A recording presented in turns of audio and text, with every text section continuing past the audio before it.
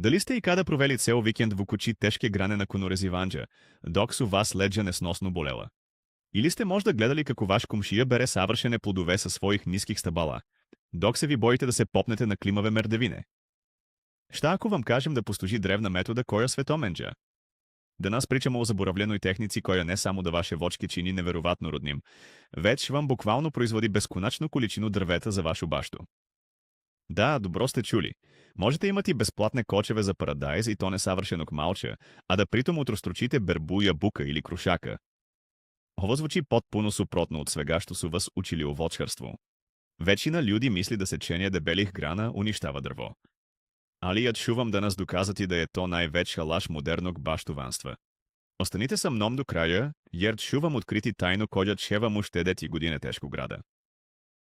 Пишите ми одмах испод видеа дали се плашите да јако урежете ваше вочке. Да бисмо разумели ову генијалну методу, морамо се вратити стотинама година уназад. Наши предци су имали моторне тестере, вештачка џубрива нити пластичне кочеве за повртше. Они су морали да буду максимално практични. Затоа су развили систем кој се у стручној литератури назива главичање или панско урезиванџе. Идеја е била едноставна, али брилјантна. Уместо да пустят дрво да расте високо у небо, они су го редовно секли на одреđenoј висини. Тако су добијали непресушен извор младих, правих грана. Те гране су користили за правление у града, корпи, па чак и као храну за стоку током дугих зима. Али оно што су успут приметили джесте да таква стабла живе неверојатно дуго. Многу дуже од оних која су оставljena да слободно расту. Коренов систем ових билџака постажао е масиван, а сама билика не унистива. Данас смо ово древну вештину прилагодили потребама модерног, паметног баштуванства. Ми ја користимо да бисмо нахранили нашу земљу, заштитили повртше и добили врхунско воќе, без имало муке. Тој е савршен круг природе у ком ништа не пропада. Хајде да прво разбиемо највеќи мит кој влада меѓу дашнашним баштуванима. Многи од нас верују да е велико дрво исто што и добро дрво. Сви се поносом гледамо у огромне крушње кој праве дубоку хладовину. Али истина е заправо потпуно другачија каде е у питању производња хране. Велика стабла троше огромну количину своја драгоцена енергија само на одржавање те масивне дрвне масе. Замислите енергија од дрвета као реку. Ако та река мора да путуе 10 метара увис кроз дебело дебло, она губи снагу. До тренутка када стигне до цветува и плодува, остаже врло мало снаге. Затоа велика стабла често да ју ситне плодове или раđađу само сваке друге године.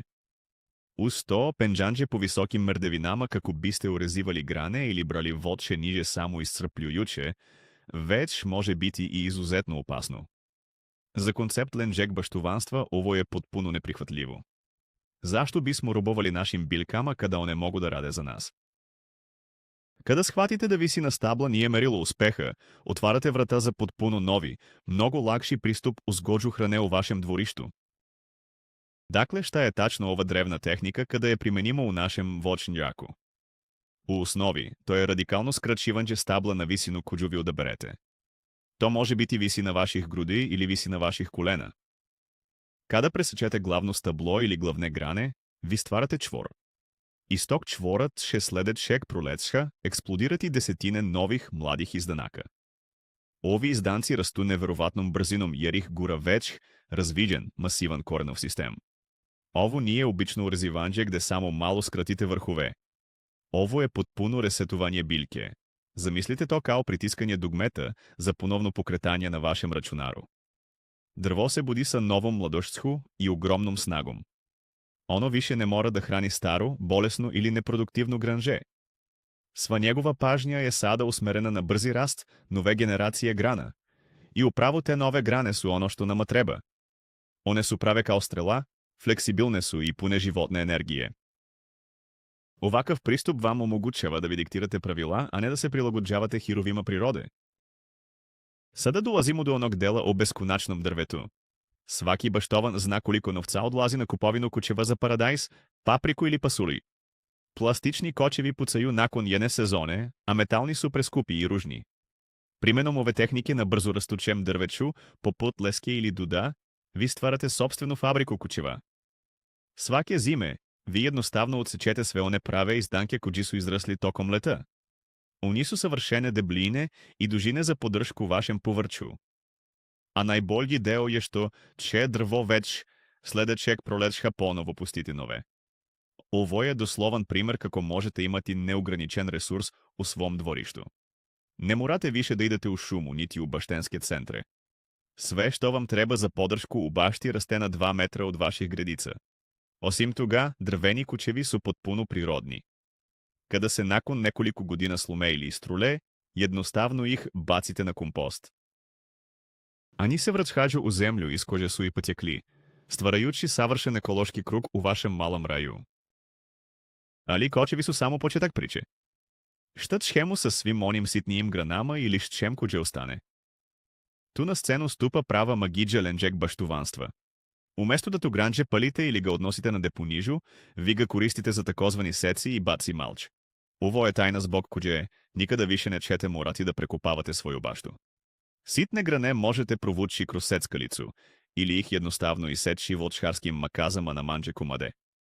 Taj materijal zatim debelo rasporedite oko vaših voćhaka i preko vaših povrtnih gredica. Ovaj sloj drvene sečke radi neverovatne stvari za vašu zemlju. On zadržava vlagu tokom vrelih letnjih meseci, što znači da ćete zalivati 3 puta manđi. On guši sve korove, tako da možete da zaboravite na sate provedene u plevljenju. I što je najvažnije, dok se polako raspada, on hrani gliste i korisne mikroorganizme. Vaša zemlja postaje crna, rastresita i puna humusa, potpuno besplatno i bez jednog zamaha ašovom. Da biste zaista ovladali ovom tehnikom, morate razumeti kako energija teče kroz biljku. Svako drvo je poput velike pumpe. Korenje usisava vodu i minerale iz zemlje i gura ih nagore. Kada primenite naše radikalno urezivanje, vi uklanjate veći deo gornje strukture biljke. Ali koren ispod zemlje ostaje isti. On i dalje ima kapacitet da pumpa ogromne količine hrane. Pošto sada nema velike krošnje da potroši tu hranu, sva ta energija se koncentriše u nekoliko preostalih tačaka rasta. Ovo stvara pravi vulkanski efekat u proleće. To je razlog zašto ti novi izdanci rastu neverovatno brzo i snažno. Takođe, ovo je tajna zašto takve voćke daju znatno krupnije plodove. Umesto da drvo pokušava da nahrani 1000 malih džabuka na visokim granama, ono svu svoju moć usmerava na 100 džabuka koje su vam na dohvat ruke. Te džabuke će biti duplo veće, sočnije i slađe. Vi preusmeravate energiju prirode tačno tamo gde vi želite da ona ide. Sigurno se sada pitate koje biljke su najbolje za ovu vrstu tretmana. U suštini skoro svako listopadno drvo ili žbun reaguje odlično, ali neka su pravi šampioni. Ako želite vrhunske kočeve i to ne molča, obična leska je apsolutni pobednik. Ona prirodno raste u obliku žbuna i obožava kada je sečete. Isto važi i za crni dud. Dud raste toliko brzo da ga morate obuzdavati, a njegovo krupno lišće se raspada veoma brzo i pravi najbolji mogući kompost za vaše povrće. Kada je u pitanju klasično voće, jabuke i kruške na srednje bujnim podlogama su idealne. Možete ih formirati tako da izgledaju kao otvoreni pehari, nikada više od visine vaših ruku. Breskve i nektarine čak zahtevaju ovakvu jaku rezidbu da bi uopšte rađale kako treba, jer one donose plod samo na jednogodišnjim granama. Čak i stara zapuštena stabla šljive mogu se spasiti ovim metodom. Samo je važno da znate cilj za svaku pojedinačnu biljku u vašem dvorištu. Kada ovu metodu primenimo direktno na voćke sa ciljem dobijanja plodova, mi zapravo pravimo sistem voćnjaka visoke gustine. Ovo je neverovatno korisno za ljude sa malim dvorištima. Umesto da posadite jednu ogromnu trešnju koja će zauzeti ceo prostor i praviti debel hlad u kom ništa ne raste, vi možete posaditi 5 različitih voćhaka na istom tom prostoru. Tajna je u tome što ih vi nikada ne puštate da porastu. Svake godine ih držite na istoj, maloj visini. A ovako dobijate raznovrsnost. Imat ćete rane trešnje, letnje breskve, jesenje jabuke i kasne kruške, sve na prostoru od svega 10 kvadratnih metara. Vaša bašta postaje prava mala šuma hrane. Sunce može da dopre do svakog lista, a vi bukvalno prolazite kroz voćnjak i berete plodove kao da berete paradajz. Nema skakanđa, nema razvlačenja mreža na visini od 6 metara. Sve je kompaktno, pregledno i spremno za uživanje uz šolđu kafe u ruci. Vreme kada obavljate ovaj posao je od apsolutne važnosti. Овако драстични резови се никада не раде усред лета. Najbolje време je kasna zima ili samo rano proleće pre nego što krenu sokovi u biljci. Februar je najčešće savršen mesec za ovaj posao. Drvo je tada u dubokom zimskom snu. Nema lišća, pa jasno možete da vidite strukturu grana i tačno znate šta treba da odsečete. Takođe, kada sečete zimi, biljka ne gubi dragocenu vlagu iz otvorenih hrana, jer sokovi još ne kulaju kroz deblo. Do trenutka kada dođe proleće i temperature porastu, rane će već početi da zaceljuju. Kada prolećno sunce zagreže zemlju, biljka će svu svoju sačuvanu zimsku energiju usmeriti u nove pupoljke, koji se nalaze tačno ispod vašeg reza. Ako biste ovo uradili u julu, drvo bi doživelo strašan šok, izgubilo bi lisnu masu koja ga hrani i verovatno bi se usušilo. Zato je poštovanje prirodnog ciklusa mirovanja ključ vašeg uspeha. A sada da razbižemo još jedan čest strah među početnicima. To je onaj unutrašnji glas koji vam govori da ćete povrediti ili ubiti drvo ako mu odsečete tako veliki deo krošnje. Verujte mi, drvo ne osjeća bol na način na koji ga mi osjećamo. U prirodi stabla su milionima godina evoluirala da prežive teška oštećenja.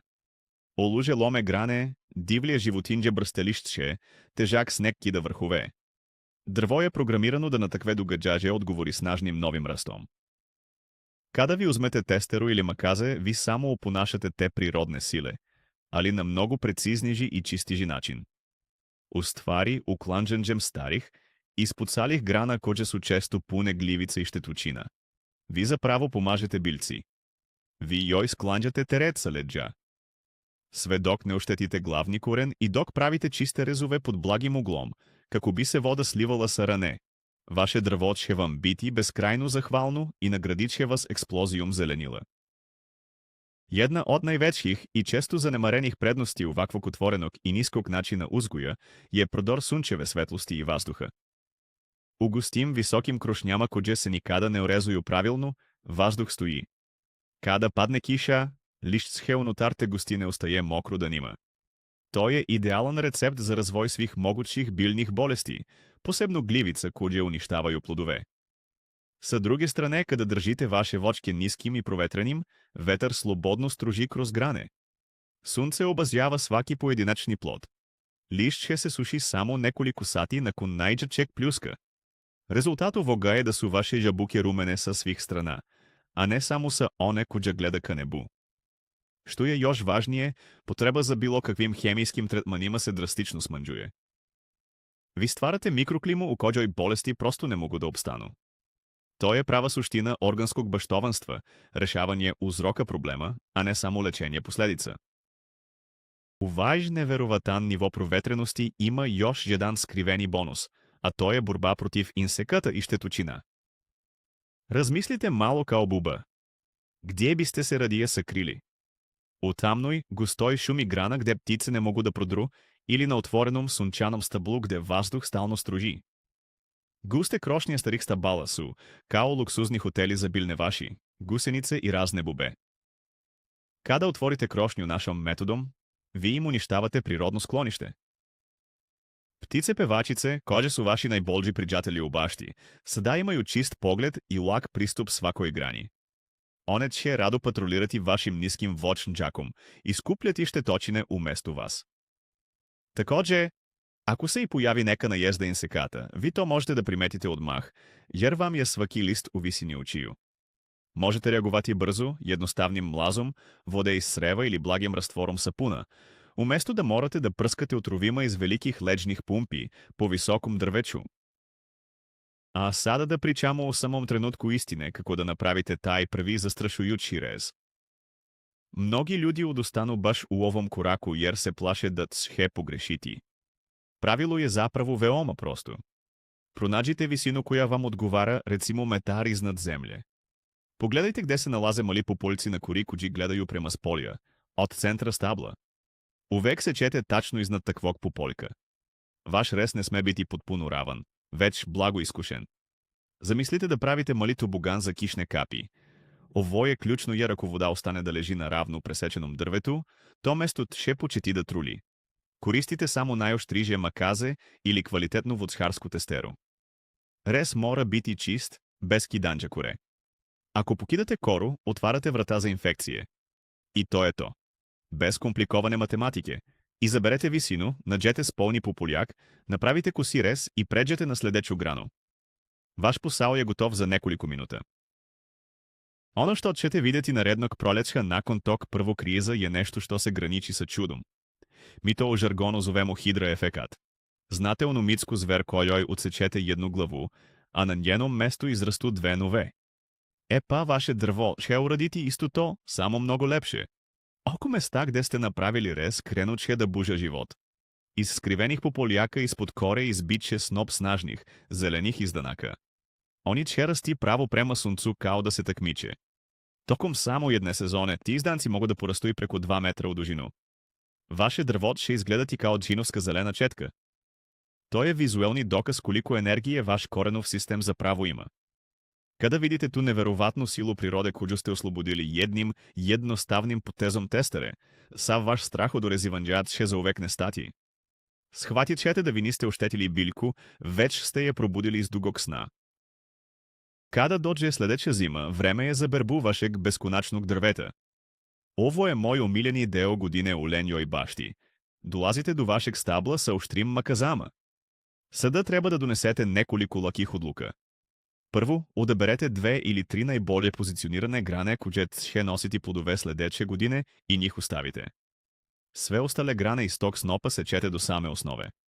Te odsečene grane zatim sortirate na licu mesta. One najdeblije i najzdravije idu na gumilu za kočeve.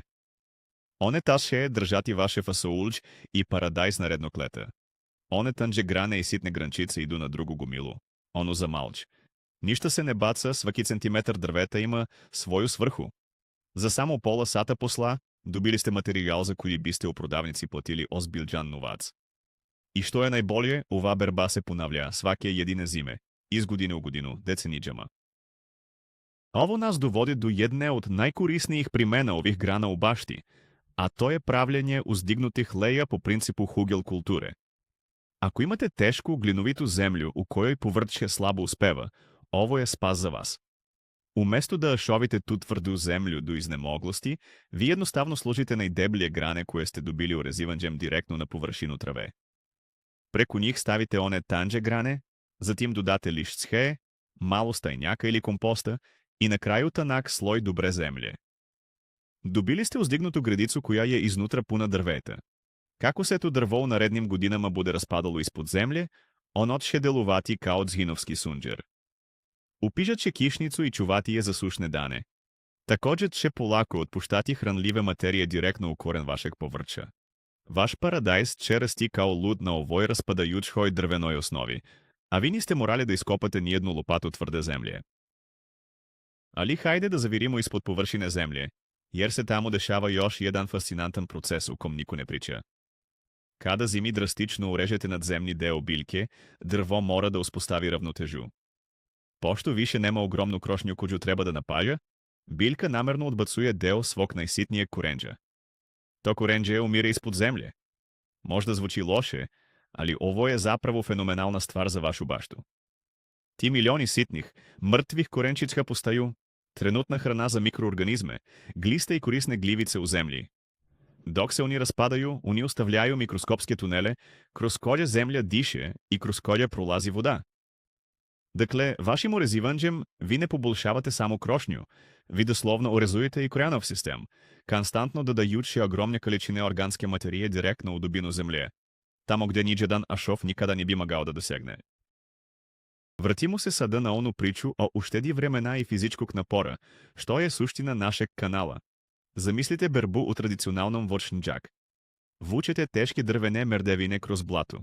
Nameštate ih u krošnju nadajući se da se neće ukliznuti. Penđete se sa kantom oko vrata i stežete se da dohvatite onu jednu savršenu jabuku, rizikujući pad. To je posao za akrobate, a ne za ljude koji žele da uživaju u prirodi. Sa našim sistemom niskih, jako urezivanih stabala, berba postaje pesma. Vi bukvalno šetate kroz vašu baštu. Deca mogu bezbedno da vam pomažu jer su svi plodovi na visini njihovih ruku. Nema merdevina, nema opasnosti, nema polomljenih grana. Vreme koje biste potrošili na vratolomije sada možete iskoristiti da na miru skuvate pekmez ili napravite sok od tog istog voća. To je razlika između rada koji vas troši i rada koji vas ispunjava. Kada je u pitanju sam rod, moramo da pričamo o odnosu kvaliteta i kvantiteta. Neiskusni voćkari često pate od sindroma broljanđa. Oni žele da na drvetu bude 1000 plodova. Ali šta vredi 1000 jabuka ako su one veličine oraha, pune crva i potpuno bezukusne? Ova drevna tehnika vas uči da cenite kvalitet. Time što drvetu dozvolđavate da razviže samo određen broj grana, vi ga sprečavate da prerodi. Rezultat je da ćete možda imati 200 plodova umesto 1000. Ali tih 200 plodova će biti savršeno.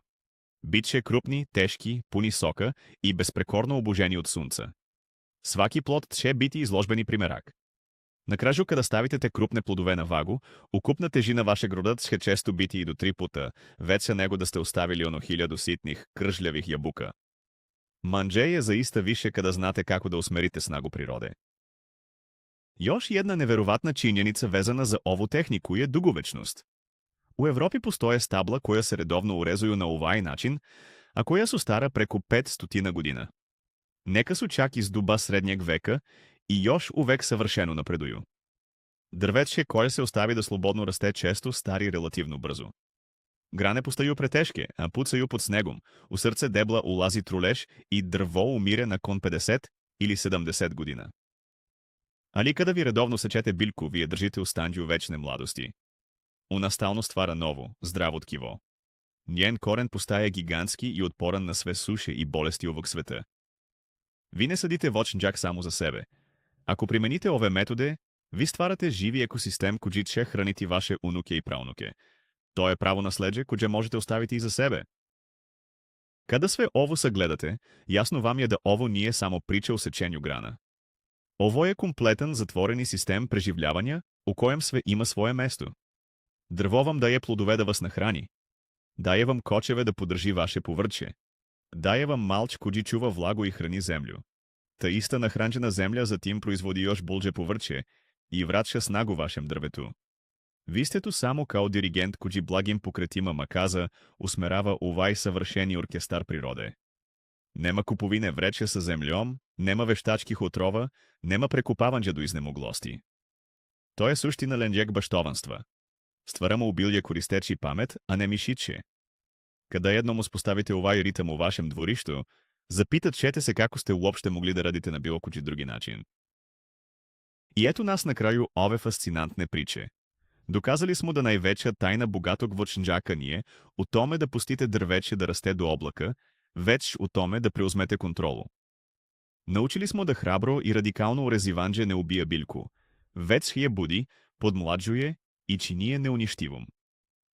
Dobijanjem besplatnih kućeva i tona savršenog malča, vi potpuno zatvarate ekološki krug u vašem dvorištu. Umesto da trošite novac i lomite leđa na merdevinama, vi sada imate moć da stvorite kompaktnu sunčanu šumu hrane koja rađa 3 puta više, a zahteva 10 puta manje truda. Pravilan upit danas štedi vam godine mučenja u budućnosti.